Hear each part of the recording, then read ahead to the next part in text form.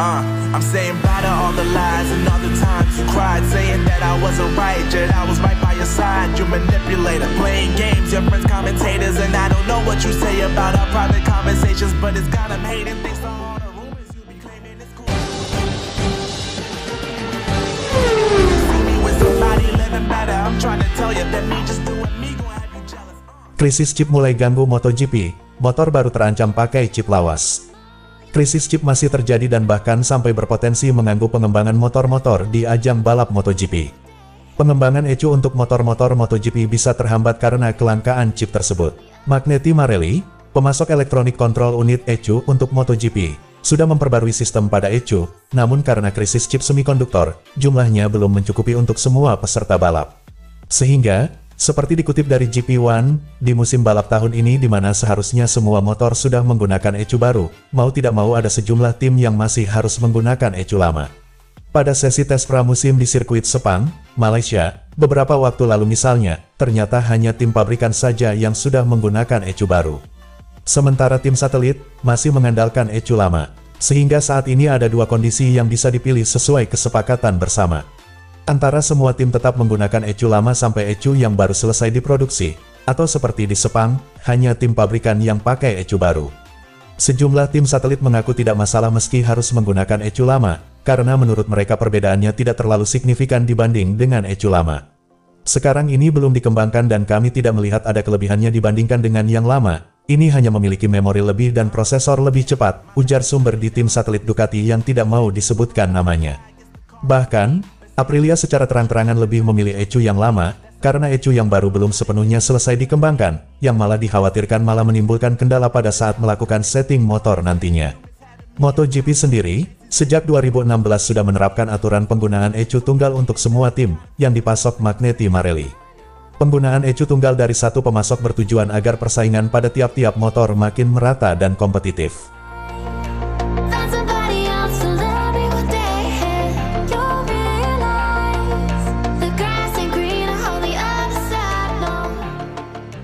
Lima calon pengganti Marc Marquez di Repsol Honda, jika hengkang ke KTM pada MotoGP 2025, Fabio Quartararo gantikan The Baby Alien.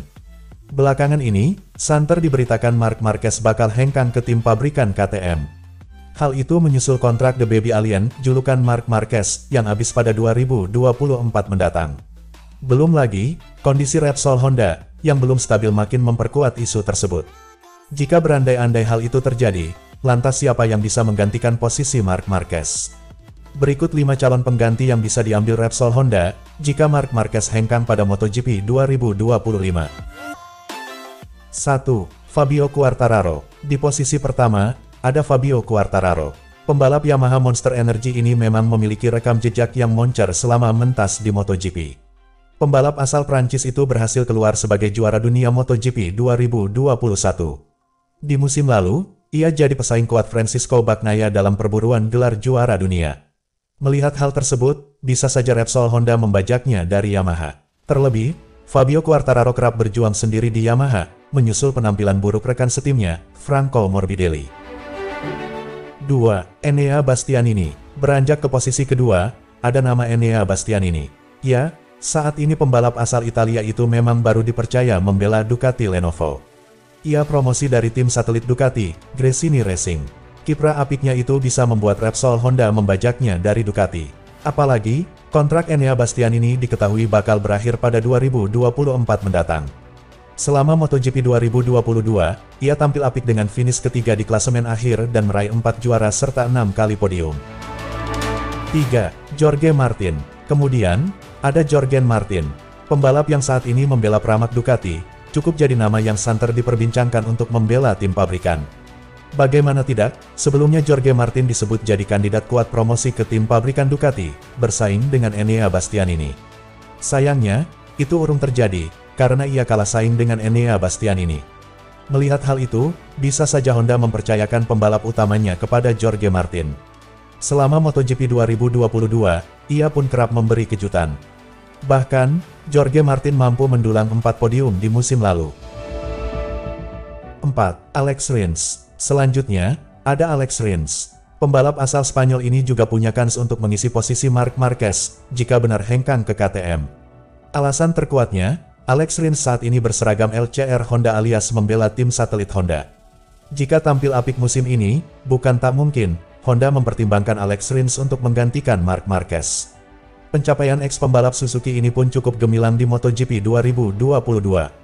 Merujuk klasemen akhir MotoGP musim lalu, Alex Rins finish ke-7 dengan 2 kali jadi juara dan raih 4 podium. 5. Alex Espargaro. Dimulai dari Alex Espargaro. Ya, pembalap senior asal Spanyol ini bisa saja merapat ke Repsol Honda nantinya, sekalipun ia sudah berusia 33 tahun saat ini. Untuk diketahui, Alex Espargaro saat ini membela tim Aprilia Racing. Bersama tim asal Italia itu, Alex Espargaro tampil mengejutkan di MotoGP 2022. Ia finish di posisi keempat dengan 1 kali juara dan 6 podium. Bahkan, Alex Espargaro sempat bersaing sengit dengan Fabio Quartararo untuk merebutkan juara dunia MotoGP 2022. Kiprahnya itu bisa membuat Repsol Honda tertarik mendatangkan Alex Espargaro. Meski pada 2025 nanti ia sudah berusia 35 tahun.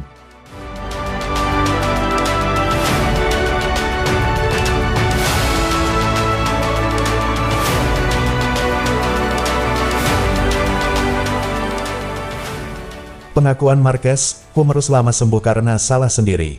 Marc Marquez mengakui bahwa cedera humerus yang memakan waktu bertahun-tahun karena kesalahannya sendiri, yang terlalu cepat kembali balapan, hanya 4 hari setelah operasi pertama pada Juli tahun 2020 lalu. Pembalap Repsol Honda, Marc Marquez mengakui bahwa pemulihan panjang cedera tangan kanannya murni disebabkan kesalahannya sendiri. Cedera yang butuh waktu bertahun-tahun untuk sembuh memang karena keegoisan Marquez. Hal ini diakui langsung oleh rider Repsol Honda itu.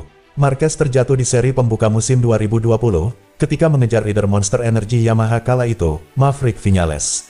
Marquez tersungkur dari motornya, terlempar ke kerikil dan roda depan Honda RC213V-nya menghantam lengan kanannya. Marquez keluar dari balapan dan kesakitan di pinggir trek. Sayangnya, setelah sukses menjalani operasi pertama, Marquez memaksa untuk ikut balapan kedua di sirkuit yang sama. Beban berat yang diterita lengannya selama membawa motor, membuat cedera semakin parah dan akhirnya menjadi berkepanjangan. Balapan di Jerez GP Andalusia, seri kedua 2020, musim corona, adalah keputusan saya, kata Marquez dalam serial dokumenter Amazon Prime Video. Kecelakaan itu Jerez GP Spanyol, seri pembuka 2020, musim corona tidak bisa disalahkan untuk pemulihan panjang 2 tahun terakhir ini. Itu keputusan saya, terburu-buru kembali balapan, dan itu kesalahan saya. Tak masalah bagi saya mengakuinya, jelas Marquez yang memutuskan comeback hanya 4 hari setelah operasi perdana lengan kanannya. Saya mengabaikan cedera lengan saya ingin ikut balapan dan menang tahun itu, akui Marquez lebih lanjut. Pada pertengahan musim 2022 yang lalu, Marquez memutuskan untuk melakukan operasi untuk keempat kalinya guna memperbaiki humerus. Operasi yang tampaknya berhasil, karena di akhir tahun 2022 Marquez sudah mulai mengendarai motor tanpa kendala. Bahkan sekarang Marquez mempersiapkan diri dengan sangat baik menjelang musim 2023, menjalani semua tes tanpa masalah fisik. Apakah Marquez sudah sepenuhnya sembuh dari humerusnya? Menarik untuk dinanti dalam balapan.